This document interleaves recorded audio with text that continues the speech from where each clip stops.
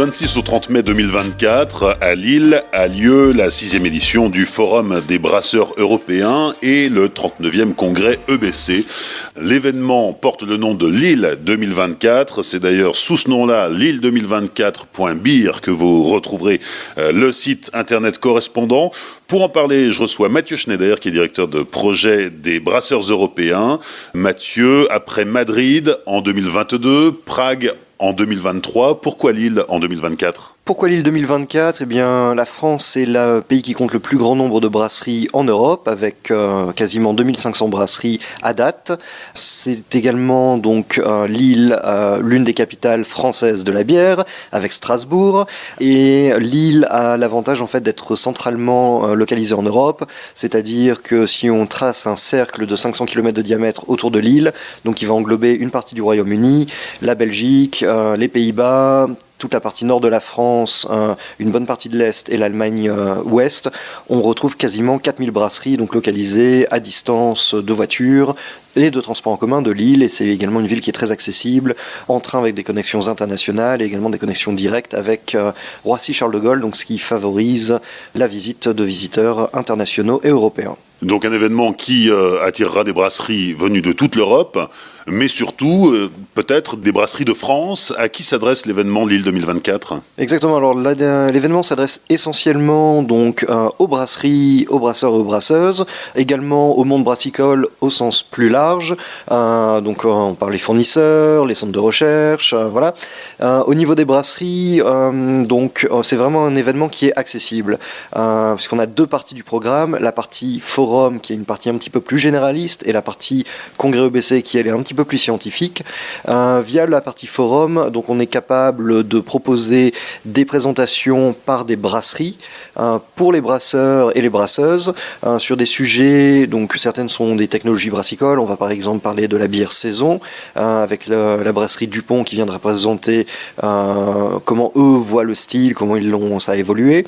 Des brasseries italiennes qui vont venir parler, des brasseries également hongroises, donc vraiment des interlocuteurs européens et qui travaillent toutes soit pour des petites brasseries, très petites brasseries, ou pour des brasseries de taille moyenne.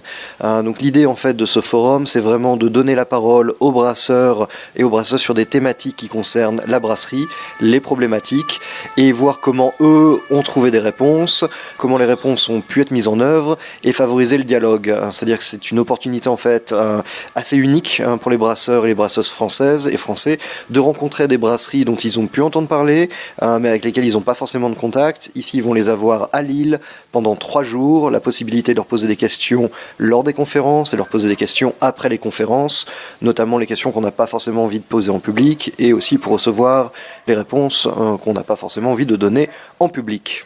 L'événement se déroule à Lille Grand Palais, qui est un palais des congrès absolument grandiose, et les organisateurs de cet événement Lille 2024 n'ont pas lésiné sur le mètre carré. Oui, effectivement, nous allons avoir donc le hall Lille pour la partie exposition et restauration. Donc voilà, les participants auront donc l'occasion via leur ticket en fait de pouvoir consommer les bières gratuitement et la nourriture gratuitement. Donc ça c'est compris dans le ticket.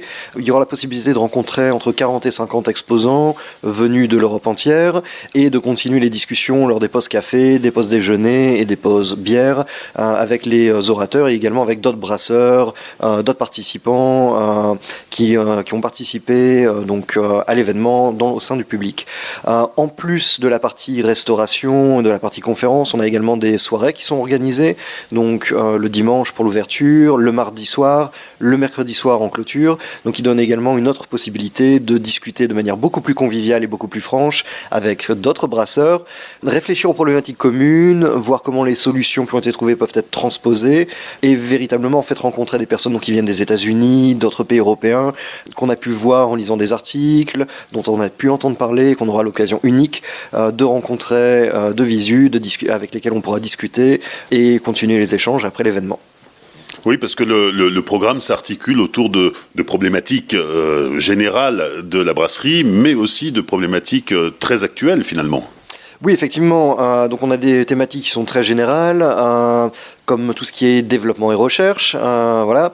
Mais on a des problématiques un petit peu plus tangibles, très concrètes auxquelles seront apportées des réponses concrètes par les brasseries. En termes de durabilité, par exemple, l'Europe fait face à des pénuries d'eau. Alors actuellement, là, il pleut beaucoup, mais on a vu cet été pas mal de restrictions, notamment en France.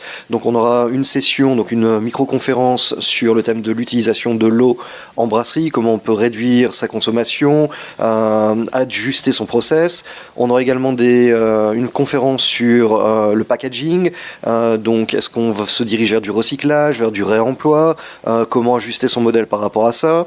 On aura également des conférences sur l'utilisation du houblon européen, est-ce que ça représente un substitut à certaines variétés de houblon américains dont les brasseurs sont friands, comment les houblonniers s'ajustent au changement climatique pour proposer des houblons européens donc qui respectent un petit peu le cahier des charges, des variétés nobles, mais également qui proposent des variétés beaucoup plus exotiques et donc plus durables parce qu'on n'a pas besoin de les exporter et également moins cher puisque c'est produit sur le sol européen. Et donc en fait on va avoir des présentateurs du secteur brassicole, de brasserie, du secteur des houblonniers notamment, qui viendront présenter les derniers développements, les solutions qui se présentent. Donc c'est vraiment un lieu d'échange, de partage de connaissances, de partage d'expériences, d'enrichissement, et qui est une occasion unique en fait d'avoir ces discussions qu'on n'a d'habitude pas l'occasion d'avoir en France. Les festivités commencent dès le dimanche 26 mai avec une soirée d'accueil. Et puis lundi, mardi, mercredi, là on est vraiment dans le vif du sujet. Oui, effectivement. Donc on aura une petite cérémonie d'accueil le dimanche soir à l'île Grand Palais. Et dès le lundi matin, on commence avec les conférences. Donc nous avons 3 jours de conférences et de salons professionnels. Les 2 premiers jours, donc le lundi et le mardi, nous aurons les sessions du forum, donc un peu plus généralistes, et les sessions du congrès EBC plus scientifiques. Et le mercredi, nous aurons uniquement les sessions du congrès EBC. Donc en fait, avec cette structuration du programme, on s'est arrangé pour avoir la possibilité d'offrir un ticket 2 jours pour les personnes qui veulent se concentrer sur les thématiques plus généralistes, plus abordables, et un ticket 3 jours pour les personnes qui veulent véritablement approfondir leurs connaissances scientifiques au niveau brassicole.